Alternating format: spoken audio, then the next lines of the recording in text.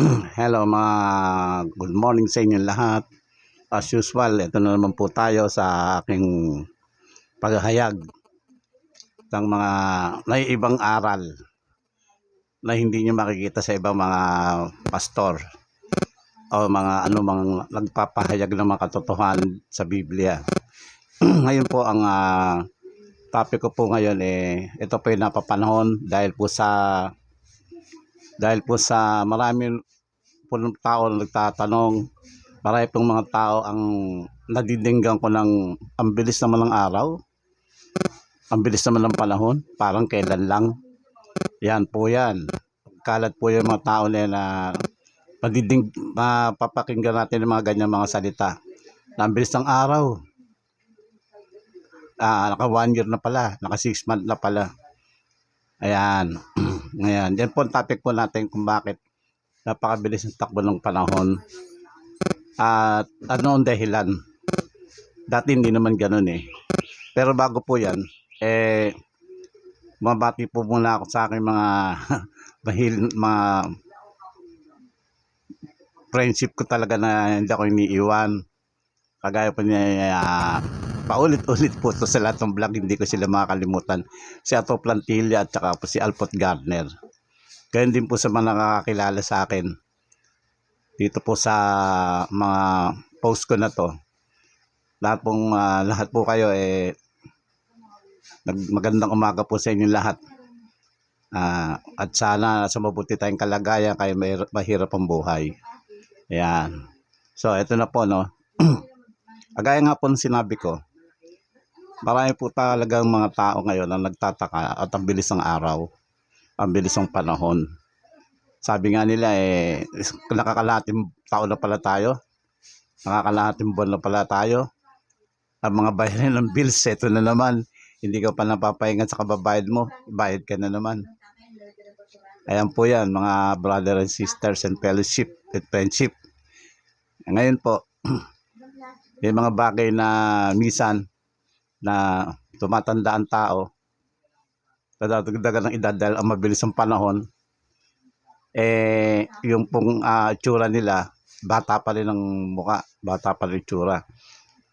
Maarami ngayon na mga magiging lolo't lola na wala sa itsura.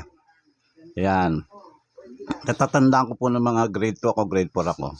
Yung pong pagsasapit ng sinasabi nilang pagdiriwang ng Pasko, parang ang haba-haba po ng dating ng December, January to December. Sobrang haba. Yan po yan. Napakahaba ng mga panahon. Yung mga hindi, parang bakit mahaba ay hindi ka naiinip sa takbo ng buhay. Yan po yan. Hindi po tayo naiinip. Yung mga kasabayan ko, mula nung ako pinanganak at naging tao. Yan. Ang haba po ng mga panahon noon. Ang kalendaryo, matagal mong buklatin sa susunod na buwan. Ayan. Talaga po na iba ang panahon noon, iba ang panahon ngayon. Ayan. Gaya nga po pa sinasabi sa inyo, wala pong nainip na tao. Isipin po nyo, wala po pong TV noon, wala po pong bihira na po may telepono. Radyo lang po noon, pero ang tao po hindi na babagot, hindi naiinip. Kamabang panahon, hindi na babagot, hindi naiinip. Hindi po sila nag-ano ng kagaya ng panahon ngayon pag wala yata internet parang ang hirap mabuhay ngayon pag wala tayong TV, wala tayong mga libangan parang ang hirap mabuhay. Nung araw po, lahat po yan wala. Radyo lang po, AM. Di battery pa. Pero ang technology po noon, hindi pa ganong maunlad. Hindi po kagaya ngayon. Pero ngayon po, ang bilis ng panahon, pinag-usapan natin, mga tao ngayon naiinip. Kapag wala lahat yung mga bagay na umiiral na yan ng mga paglilibang, parang mga mahirap mabuhay. Yan. Meron palang dahilan kung bakit pala napakabilis ang panahon. Yan po hindi po yan magiging reason, hindi po yan magiging dahilan kung bakit mga tao nagtataka sa bilis ng panahon. Yan, may dahilan pala. Yan, talaga namang kapag tataka, napakabilis ang panahon, maunlad ang buhay na tinatamasa ngayon pagdating sa mga paglilibang. Andyan po lahat ng mga bagay na mga instant, puro instant na lahat po ngayon. Yan. Ito po palang binapag-usapan natin, bakit maiksi na ang panahon, bakit po ang bilis ng araw. May dahilan pala to. Hindi po pala to mangyayari kung hindi po ito mangyayari nang wala lang basta dahilan. Kasi posible naman yung panahon nun tsaka panahon ngayon magkaiba na. Di po ba? Dapat parehos lang. Kasi hindi naman nagbabago Yan. Alamin niyo po natin kung anong ang sanhi ng bilis ng panahon, kung bakit na masyadong parang hindi natin malaman kung bakit ganon. Alamin po natin. Pero dyan po may hinahayag po ang Biblia tungkol dyan. Ito po pala ang dahilan ng bilis ng takbo ng panahon. Ito po, hindi po pala yan na nakaulat po pala sa Bible lahat talaga nangyayari. Ito po siya sa Mateo 24:3 po. Yung hinula po noon na sinabi ko sa inyo na sa huling mga araw, sabi po ang palatandaan ng kawakasan ng sanlibutan. Ito hinula po ni Jesus sa huling mga araw, sinabi sa mga apostol. Hanggang ngayon po sa atin po ito kumakapit Binanggit ko po dyan doon sa mga post ko. Nag-aralan ko na po natin ito Yung katapusan ng sanlibutan malapit na. Binanggit po dyan ng digmaan, ang gutom, ang giyera, ang mga reliyon. Yan, sunod-sunod po yun, ang kagutuman, panong mapanganib. Ini-emphasize po lahat yan ng Mateo 24:3 hanggang 33. Hanggang sa sinabi nga po doon, ngunit ang katapusan ng sanlibutan walang nakalang kundi ang ama lamang, kahit ang anak hindi o anghel.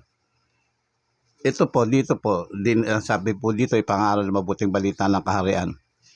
Dito po, magtataka kayo, ito po pala ang dahilan.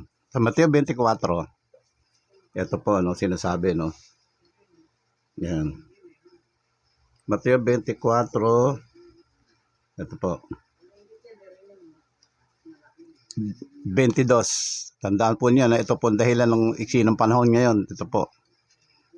Yan. At malibang paikliin ang mga araw,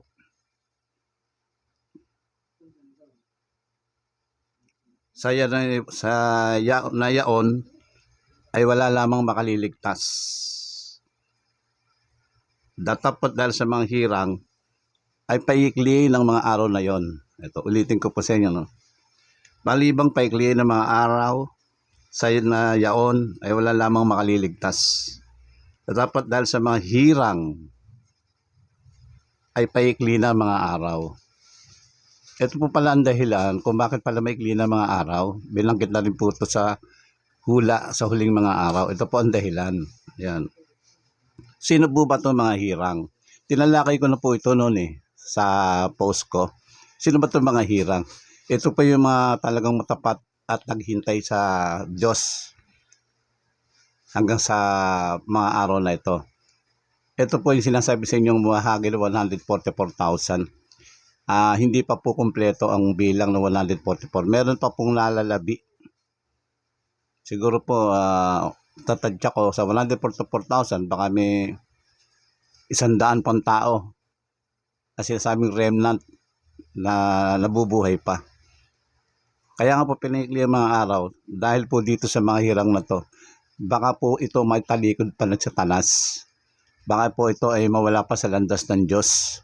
Iniingatan po ito mga hirang Baka po ito ay may talikod pa ng kalaban ng Diyos. Kaya po ito ay pinag-iingatan po yan. Yan po. Kasi kaya naman binanggit mga hirang dito, paikli ng mga araw, dahil po dito sa ito po ang dahilan Ayan, subaybayan nyo Ayan. yung kokontra dyan, para italikod yung mga yan, na isa tanas.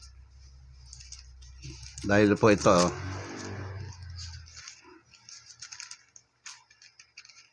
Ayan, sa Apokalipsis 12:12 po, binabanggit po dito, no? Kaya't magala kayo, oh, mga langit, at kayo nagsisitahan dyan sa aba ng lupa at ng dagat, sapagkat ang diablo'y bumaba sa inyo na may malaking galit, sapagkat alam niya na konting panahon na lamang meron siya. Pansinin po ninyo, no? Bumaba po ang diablo dito sa lupa, galit na galit.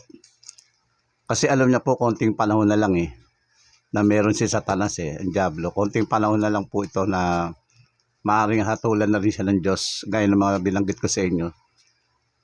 Alam na alam po niya ito konting panahon na lang ito Kaya nga po sa isang sali ng Apokalipsis, sinasabi po doon na mag-ingat kayo, maging mapagpuyat kayo, sapagkat ang diablo gumagala sa inyo.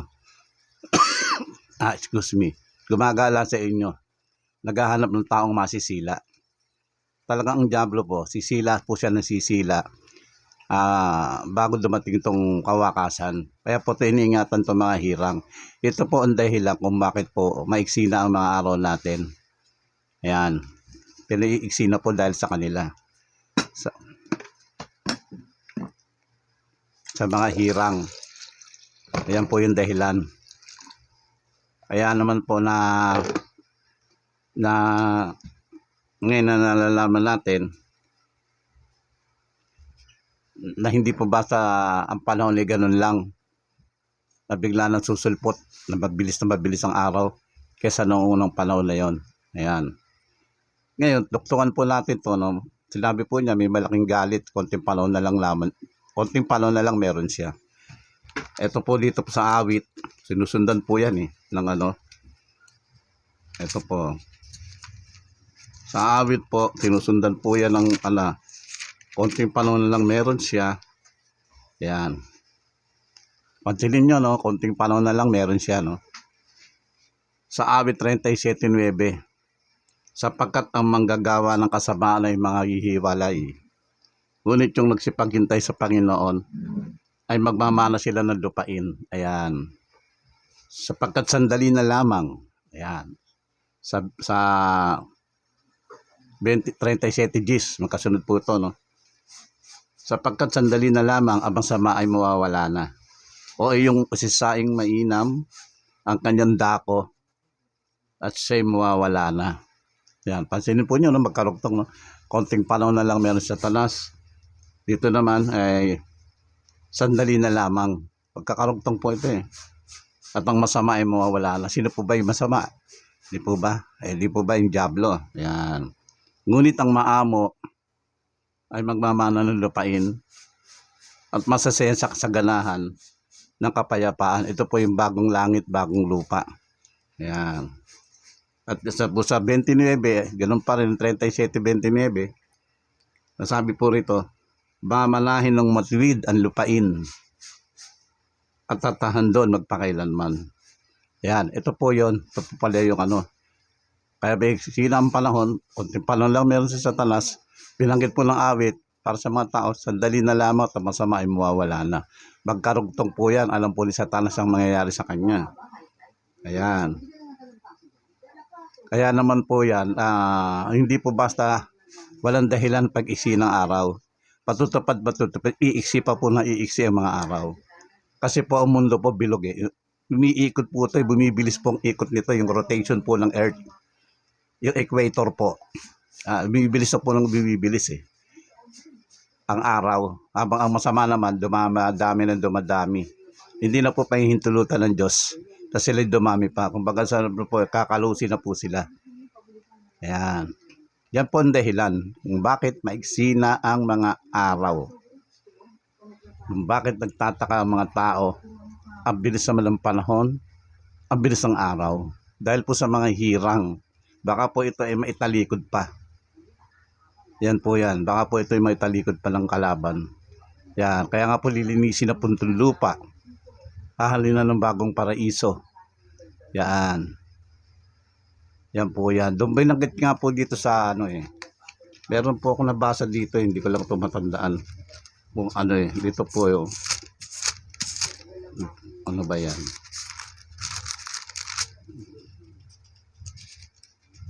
Ito po dito. Hindi ko na matandaan. Ito po sa Bagong Tipan, no? Bagong Tipan po ito, no? Sa ikalawang Pedro 13, Bagong Tipan po ito. Ngunit ay sa kanyang pangako, tayo naghihintay ng bagong langit at ng bagong lupa, natatahanan ng taong makatwiran. Sa Bagong Tipan po ito, pansinin niyo, bagong langit, bagong lupa, tatahanan ng mga taong sa katwiran. Sa Apokalipsis meron din po nito eh. Ito po rin yan. Kung babalik po natin sa Lumang Tipan, ito po yung pinangako na po ito eh.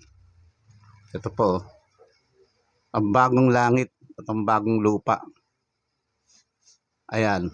Sa Isaiah 65 o 17. Sa Old Testament po to, hinula na po ito. Ibinakit ko po sa kanya sa Bagong Tipan. Kaya ito pa magkakaugnay ito eh. Ayan. Kaya ang lupa po hindi yan masusunog.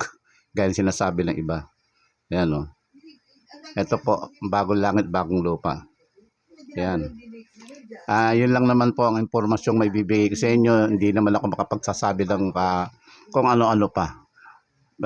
Curious lang ang mga tao sa takbo ng panahon. Ayan, nakita mo, ang dami na po nangyayaring yun. Nandiyan change climate. Nag-iiba na. Kaya ito lang po yun na konting pinahayag ko sa inyo para malaman lang nyo kung ba't ang bilis ng takbo ng araw. Ayan, dahil sa mga hirang. Ayan po yan. Kaya salamat po muli. Hindi ko po ginagawa ito dahil sa pera. Gusto ko lang po maghayag ng mga katotohanan sa Bible na kung minsan hindi nyo makikita sa ibang nagtuturo. Hindi po ako magaling, hindi po ako mahusay. Ang sabi lang ng Diyos, magpakatalino ka anak, upang masagot mo ang mga taong tumutuya sa akin. Sabi po ng Diyos yan, hindi po ako. Hindi po ako matalino, hindi po ako ano. Pero Diyos po ang sasabi, magpakatalino tayo para masagot natin ang tumutuya sa kanyang kalaban. Hindi lahat ng pinararatang sa Diyos ay totoo. Yan, sabi nga po